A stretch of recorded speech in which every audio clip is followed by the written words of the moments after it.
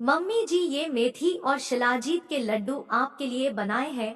रोज सुबह बासी मुंह एक खा लीजिएगा। कुछ ही दिनों में आपकी कमजोरी दूर हो जाएगी, लेकिन दिन भर में सिर्फ एक लड्डू ही खाइएगा वरना पेट गर्म हो जाएगा। सुकृति ने लड्डू का डिब्बा मालती जी के पास रखते हुए कहा तो उनकी आंखें नम हो गई। उन्हें रोता देख सुकृति वही उनके पास बैठ गई। मम्मी जी, आप फिर रोने लगी।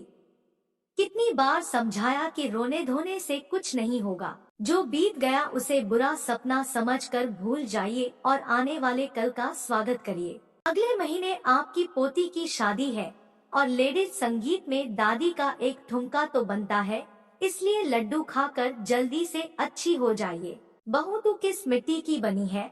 मैंने हमेशा तेरा नुकसान किया और तू इस बुढ़िया की सेवा कर रही। मालती जी सुकृति के आगे हाथ जोड़कर माफी मांगने लगी। नुकसान नहीं मम्मी जी, आपने तो हमेशा मेरा नफा किया।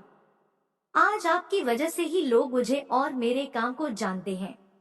आपकी पोती कॉर्पोरेट मीडिया की फेमस रिपोर्टर है। लोग उसके साथ अपना इंटरव्यू करवाना चाहते हैं। सब कुछ बहुत अच्छा जा रहा और क्या चाहिए एक औरत को। सुकृति अपनी नम आंखों को पोंछते हुए बोली और फिर मालती जी को डिब्बा थमाकर कमरे से बाहर आ गई। कमरे में जाते समय उसके कानों में 25 साल पहले मालती जी के बोले गए ताने उसके कानों में गूंजने लगे। लड्डू उसे खिलाया जाता है जो खानदान का वारिस दे, उसे नहीं जो घर की बदकिस्मत को पैदा करे। राजेश की दुल्हन बनकर सुकृति बहुत ही खुश थी। राजेश बहुत ही सुलझा और जिम्मेदार पति था। तीन भाइयों में बीच जब सुकृति के लिए राजेश का रिश्ता आया तो दादी पहले तैयार नहीं थी, क्योंकि उनके हिसाब से घर के बीच वाली बहू की कोई कद्र नहीं करता। ना ही उसे कभी बड़ा होने का मान मिलता और ना ही कभी छोटे होने का प्यार।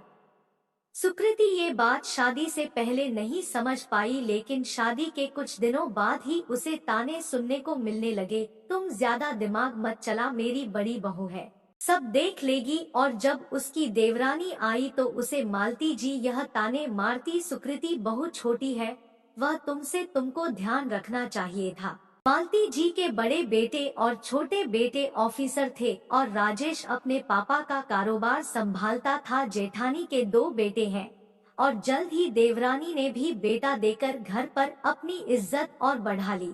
शादी के 5 साल बीत जाने पर भी सुकृति ने अभी तक कोई खुशखबरी नहीं सुनाई थी, इसलिए दबी जुबान में सभी उसे बांझ कहने लगे। मालती जी तो उसे ताबीज लाकर बांधने लगी और डॉक्टर के पास भी ले जाने लगी। डॉक्टर ने समझाया कि कभी कभी सब रिपोर्ट नॉर्मल होने पर भी बच्चा होने में समस्या होती है। अब उस ताबीज का असर था या उसकी पूजा का फल, जल्द ही उसने खुशखबरी सुना दी। लेकिन यह खुशखबरी 9 महीने बाद सुकृति के लिए लाचारी और अभागन माँ के रूप में आई, क्योंकि उसने एक प्यारी सी बेटी को जन्म दिया। मालती जी जो यह सोच रही थी कि वो पोतों की दादी कहलाएंगी, अब जो एक पोती की भी दादी थी। जेठानी के छोटे बेटे और देवरानी के बेटे होने पर मालती जी ने सुकृति से ना जाने कितने डिब्बे लड्डू के भर भर कर बनवाए, लेकिन जब उसकी बारी आई तो उसे एक डिब्बा क्या एक लड्डू भी ना मिला। बेटी पैदा करने का हर्जाना उससे लिया जा रहा था।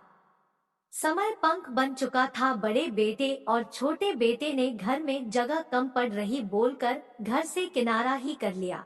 एक शाम राजेश अपने दुकान के माल के लिए किसी से मिलने गया तो वापस ही नहीं आया और इसका ठीकरा भी उसी के सिर आया। दोनों भाइयों को लगा कि राजेश के जाने के बाद उसके परिवार और मालती जी की जिम्मेदारी उन पर ना आ जाए। दोनों ने ही अपने हाथ खींच लिए। राजेश की दुकान बिकने के कगार पर आ गई, लेकिन दोनों भाइयों ने मदद करने से इनकार कर दिया। तब सुकृति ने आगे बढ़कर दुकान के साथ मालती जी की भी जिम्मेदारी अपने ऊपर ली और अपनी लगन और दृढ़ इच्छा से उसने दुकान को शोरूम में बदल दिया। उस दिन मालती जी को समझ आया कि उसने पारस को पत्थर समझने की भूल की थी। सुकृति मालती जी का बहुत ध्यान रखती थी।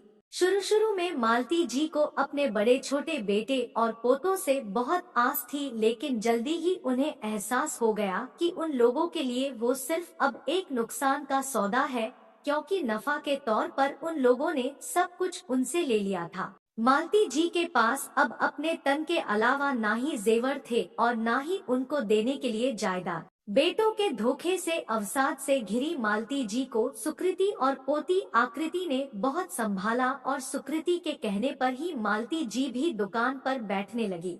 वहाँ सुकृति की मेहनत और लगन देखकर उन्हें अपने किए पर बहुत शर्मिंदा होती थी।